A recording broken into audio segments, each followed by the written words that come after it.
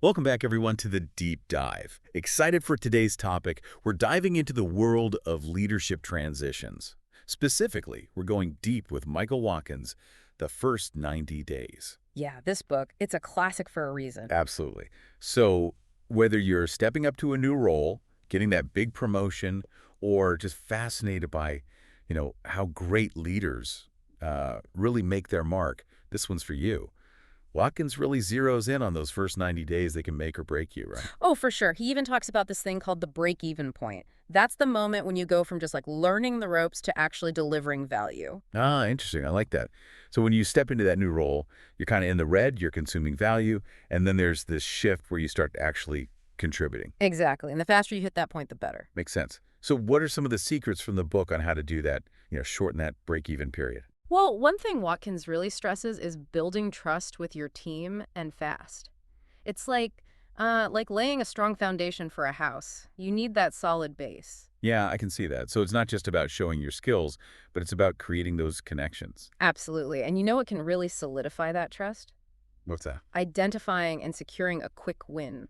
Something that shows your competence and vision right out of the gate. Ah, like a, hey, I'm here to get things done kind of move. I like that. Exactly. But of course, there are also some traps to avoid along the way. Oh, I bet. I can already feel the pressure just thinking about those first few months in a new role. What are some of the biggest, mistakes new leaders tend to make? Well, one classic one is sticking with what worked in your previous role.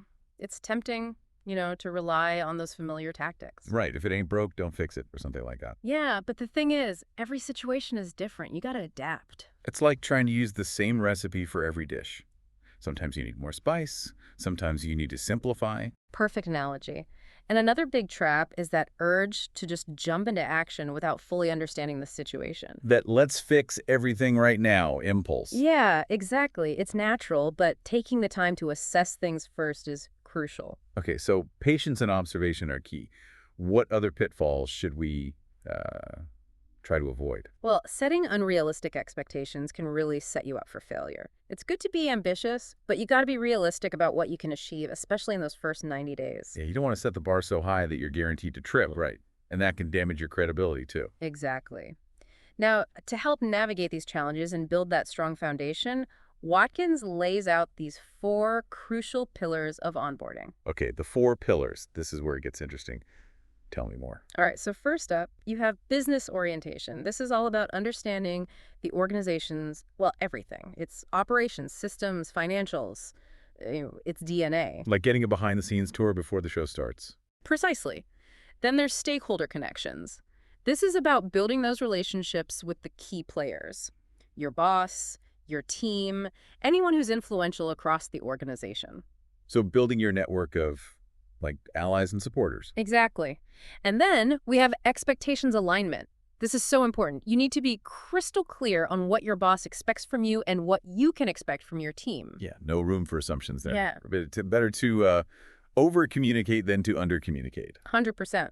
And finally, there's cultural adaptation. Every organization has its own unique culture, its unwritten rules, its values, its way of doing things. It's like learning the local customs before you travel to a new country, You don't want to accidentally offend anyone. Perfect example. These four pillars, business orientation, stakeholder connections, expectations alignment, and cultural adaptation, they really are the foundation of a smooth transition. Miss any of them, and, well, you're in for a bumpy ride. Okay, so we've got our foundation. We're avoiding those pitfalls.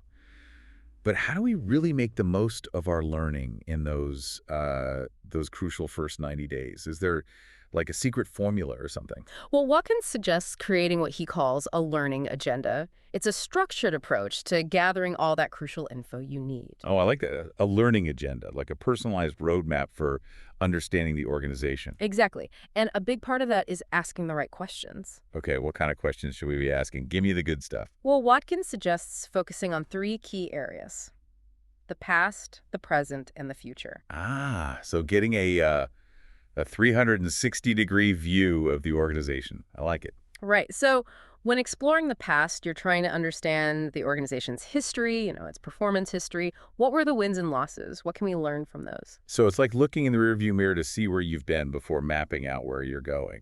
Perfect analogy. Then you shift your focus to the present. What are the current challenges? What are the opportunities? What are the dynamics at play within the organization? Getting a feel for the current landscape, like a seasoned explorer surveying the terrain. Exactly. And then you look ahead to the future. Where is the organization headed? What are the long-term goals? What might get in the way? So past, present, future. Got it. A comprehensive view of the organization's journey. But how do we actually, gather all this information? Do we just bury ourselves in reports and spreadsheets? Data is valuable, for sure, but the most valuable insights often come from, well, people.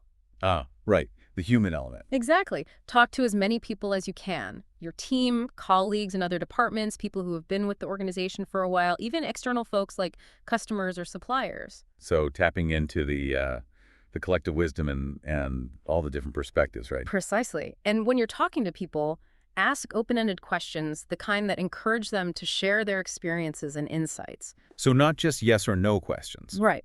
Ask things like, what would you prioritize if you were in my shoes? Or what are the biggest opportunities we're missing? It's about getting the stories behind the numbers, not just the numbers themselves. Exactly. And remember, asking the same question to different people can reveal a lot. It can highlight patterns, potential biases, even conflicting perspectives. Ah, so it's like piecing together a puzzle, with each conversation adding another piece to the bigger picture. I like that. That's a great way to put it. Okay, so we've done our homework, gathered our insights.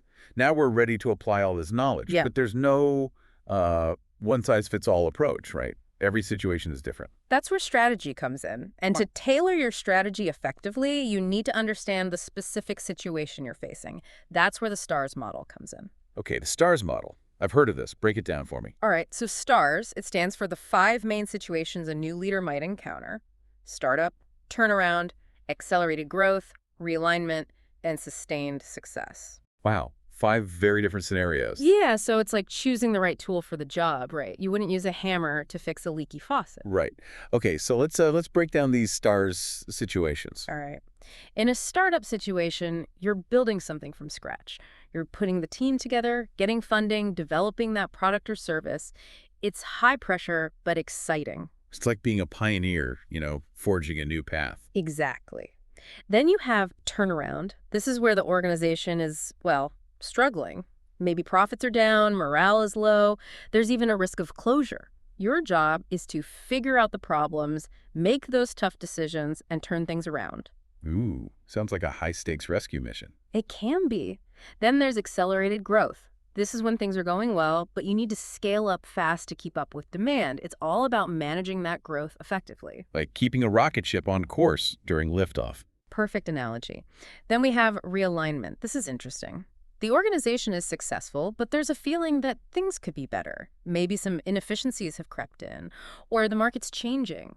It's your job to fine-tune and optimize. Like a ship that needs a slight course correction to stay on track. Exactly. And lastly, there's sustained success. The organization is performing well, but you need to avoid complacency and maintain that momentum. So keeping the engine running smoothly and making sure the organization stays ahead of the curve. Precisely. Now, these situations, they are distinct, but most organizations are often dealing with a mix of different STAR scenarios. You might have one department in startup mode while another is in realignment. Right, right. So it's about being adaptable, using the right approach for each situation. Exactly. Now, to successfully navigate any of these situations, you need a deep understanding of the organization and, of course, the key players, starting with your boss. Ah, yes, the boss. Watkins really stresses the importance of that relationship. Why is it so crucial? Well, your boss has a lot of influence. They control resources, they interpret your actions to others, and ultimately, they decide if you're successful. Understanding their priorities and their working style is essential. It's not just about keeping them happy, right? It's about understanding how your success aligns with theirs. Exactly. There are some subtle ways to figure out their unspoken expectations, pay attention to how they communicate, what they value, what frustrates them. It's about being a good observer, right? Almost like reading between the lines. Yes, exactly. And when it comes to managing this relationship, there are some definite do's and don'ts. First and foremost, don't be a stranger. Make time to connect with your boss regularly, even if it's just a quick check-in. So proactive communication is key. Got it. Absolutely. And don't just bring them problems. Share your successes, too, your observations, your ideas. So a balanced approach. Show them the good and the bad, so to speak. Exactly. And whatever you do, avoid blindsiding your boss. They hate surprises, especially bad ones. If a problem's brewing, keep them informed. Discuss potential solutions. Transparency builds trust, right? Any other advice on what to avoid? Don't overwhelm them with a ton of issues. Respect their time. Be concise. Focus on the most important things. Quality over quantity when it comes to communication. Makes sense. And lastly, don't expect your boss to change their style to suit you. It's on you to adapt to them and their preferences. Flexibility is a superpower. Right. Okay, so we know what to avoid. What about some proactive things we can do to build a strong relationship with our boss? Well, first and foremost, take ownership of the relationship. It's a two-way street, but you need to be the one initiating and nurturing that connection. Be the change you want to see. Right? Exactly. Next, negotiate clear timelines for planning and diagnosis. Don't assume you know what your boss expects or when. Have a conversation, get on the same page. Setting clear expectations from the get-go can save a lot of headaches down the road. For sure. And don't be afraid to ask clarifying questions regularly. It shows you're engaged and that you want to meet their expectations. Over-communication is our friend, especially in those early days. Absolutely. Another powerful thing you can do is build credibility with the people your boss respects.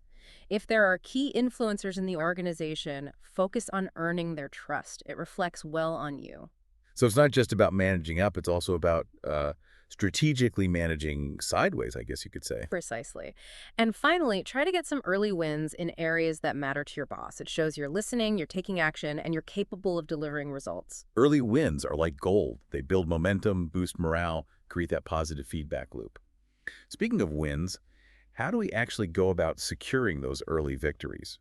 Well, that's where Watkins' concept of making waves comes in. He outlines 4 distinct waves of change that new leaders typically experience. Okay, let's ride those waves. Tell me more. So the first wave, this happens in those initial 3 months. And it's all about, setting the stage. Watkins calls it the transition wave.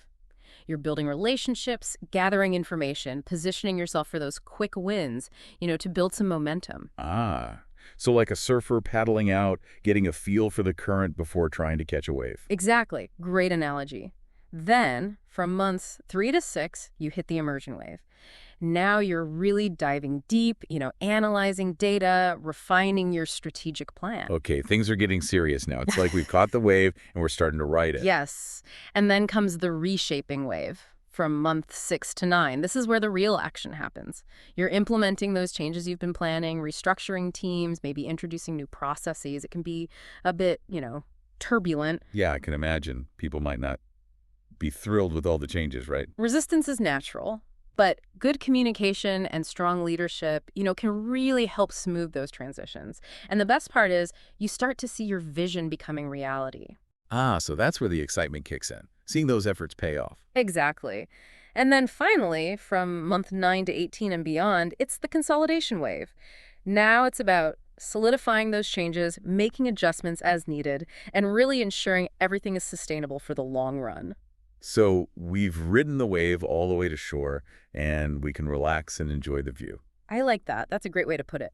Now, to really secure those early wins that drive that momentum, Watkins has some really interesting principles. All right, give me those secrets to early victory. I'm all ears. Well, first, don't try to do too much at once. Focus your energy on a few, really promising opportunities. Figure out where you can make the biggest impact with what you have. So prioritize, prioritize, prioritize. Exactly. Next, make sure those wins are things your boss cares about. Remember, they're the ones evaluating you. Align your efforts with what they see as important. Keep the boss happy. Check. What else? Make sure you're getting those wins the right way. Don't cut corners or, compromise your values. Building a reputation for integrity and ethical leadership, that's crucial. Slow and steady, but ethical wins the race. I like it. What else? Think about your stars portfolio, right? The type of early win that works is going to be different depending on the situation you're in. For example, in a turnaround, a quick cost reduction could be huge. But in a startup, it might be about landing a key partnership. So adapt those wins to the context. Makes sense. This is a great framework. It really is. And last but not least, be aware of the culture. Each organization has its own definition of a win. Some places value individual achievements. Others are all about teamwork. You have to understand those nuances. So decode that cultural code. Got it. This is fascinating. Okay, so we've talked about securing wins. Let's switch gears a bit and talk about building a high-performing team. Because even the most amazing leader needs a talented team, right? To actually bring those ideas to life. That's so true. You're only as good as your team. Exactly. And Watkins has this four-phase process for building that dream team. Hmm. Assessment, evolution, alignment, and leading. Let's break those down. Absolutely. So assessment, this is where you're taking stock of your existing team, figuring out who your A players are, who your B players are, and maybe even some C players. You need to understand their strength, their weaknesses, how they fit into this new direction you're taking. So you're putting on your coaching hat, evaluating the players. Right. And it's really important to be objective here. Don't let personal biases or past relationships cloud your judgment. It's about what's best for the team. Tough decision sometimes, but got to do what's right for the team. Exactly. And then comes evolution. This is where you decide who you're going to keep, who you're going to try to develop, and, well, who you might need to replace. Not always easy, but it's crucial for building a high-performing team. It sounds tough. What are some of the key things to consider when making those decisions? Well, cultural fit is huge. Does this person really embody the values and, the way things are done around here? Then there's their expertise. Do they actually have the skills to do the job? And finally, how are their teamwork skills? Are they collaborative? Do they contribute to the team's success? So it's a holistic assessment. Culture, skill set, teamwork. Got it. Exactly. And sometimes, even if someone is really talented, they might not be the right fit for the team or the culture. In those cases, you might need to make a change, even if it's hard. Like pruning a garden to help everything else grow stronger. I like that. And once you've made those decisions, you move into alignment. This is where you make sure everyone understands the big picture, the goals, and, how their role contributes to all of that. Getting everyone on the same page, rowing in the same direction. Yes, communicate that vision clearly, set clear expectations, provide feedback and support. Teamwork makes the dream work, right? Right. And then finally, there's leading. This is where you really step into that leadership role, inspiring, motivating, guiding your team. Leading is more than just telling people what to do, right? Absolutely. It's about creating an environment where people feel valued, respected, and empowered to do their best work. It's about being a coach, a mentor, even a cheerleader sometimes. Right. Building that culture of, excellence and collaboration. Yes. And remember, leading is a journey. Your style will probably need to evolve as your team changes. Now, even with a great team, you can't operate in a bubble, right? You need those relationships and alliances outside your team, too. Right. It's not just about managing down, it's about managing out, too. Hmm. We talked about this idea of influence networks earlier. Can you tell me more about that? Sure. An influence network, it's basically that web of relationships that goes beyond your direct reports. It's people from other departments, different levels in the company, maybe even people outside the organization altogether. So it's about building those bridges, connecting with people who can help you get things done. Exactly. And it's not about, being manipulative or playing politics. It's about building genuine relationships based on trust and respect. Okay, so how do we go about building these networks? Is it just like networking at company events or? It's a bit more strategic than that. First, you need to figure out what you're trying to achieve. What are your goals? Whose support do you need? So I have a clear purpose. Right. Then you need to understand the landscape. Who are the key players? What are their interests? How can you align what you want with what they want? It's like mapping out the political terrain, understanding those power dynamics. Exactly. Then you pinpoint the really pivotal people. These are the folks who have a lot of influence, formally or informally, and can really impact what you're trying to do. Okay, so these are the movers and shakers we need to connect with. Yes. And finally, you need to actually craft your influence strategies. Tailor your approach to each person. Figure out their needs, their motivations, and find ways to create relationships that benefit both of you. So being a good listener, a good communicator, and a smart relationship builder. Exactly. Building influence, it takes time. Be authentic, add value, show your commitment to the organization's success. Play the long game. I like it. Okay, so we've talked about strategy, relationships, teamwork, but we can't forget about the most important piece, ourselves. Right. Leading through transition can be so demanding. You have to take care of yourself. Avoid burnout. So it's not selfish to focus on well-being. It's actually essential for being a good leader. Exactly. First, just acknowledge how you're feeling. What are your stress triggers? Are you overwhelmed, anxious, isolated? Once you understand those, you can figure out ways to cope. Name it to tame it, as they say. Yes. And then set boundaries to protect yourself from burnout. It's easy to get caught up in everything, but you need to protect your time and energy. Work-life balance, it's so important. And finally, have a good support system outside of work, family, friends, mentors. Having those people you can talk to, it makes all the difference. Right, your tribe, the people who have your back. Okay, so we've talked about navigating our own transitions. What about helping other people go through these changes? Watkins says organizations need to be proactive about supporting transitions at every level, not just for new leaders. So creating a culture where everyone feels supported, no matter what kind of change they're going through. New role, new project, whatever it is. Exactly. It's about seeing transitions as part of the DNA of the organization, not just these isolated things that happen. Embedding those principles we've been talking about into the very culture of the company. I love that. It's about giving people the resources and support they need to thrive during those times of change. Wow. I'm really picturing this workplace where everyone just embraces change, confidently and gracefully. Me too. And Watkins, he actually gives us a roadmap for how organizations can create that kind of culture, a culture of continuous growth and support. We've covered so much today. The first 90 days, the STARS model, building a dream team, creating alliances, taking care of ourselves, even supporting others. What a journey. It's been great, and we've just scratched the surface of what's in the first 90 days. There's so much more to discover. I know, right? It feels like, we've gotten a crash course in transitions and how to do them right. Before we wrap up, is there like one big takeaway you hope our listeners really hold on to? I think the biggest thing is this. Don't be afraid of leadership transitions. Look at them as chances to grow. I like that. Yeah. It's not about being lucky. It's about being ready, being intentional, and always learning, right? You got it. And Watkins' book really gives us a framework to make that happen. And on that note, I want to encourage everyone listening to go check out the first 90 days. It's full of great stuff. But before we go, any final thoughts? Yeah, I actually do. I want to leave you with this. What's your personal STARS situation right now? Ooh, good one. Think about it. Are you leading a startup? Are you trying to turn things around? Maybe you're, experiencing that rapid growth or you're working to keep that success going. Whatever it is, remember what we talked about today. These principles, they can help you through those tough spots and help you become a better leader. It's such a good question. Perfect way to wrap things up. So, to everyone out there, embrace those transitions, lead with intention, and never stop learning. Until next time, happy diving.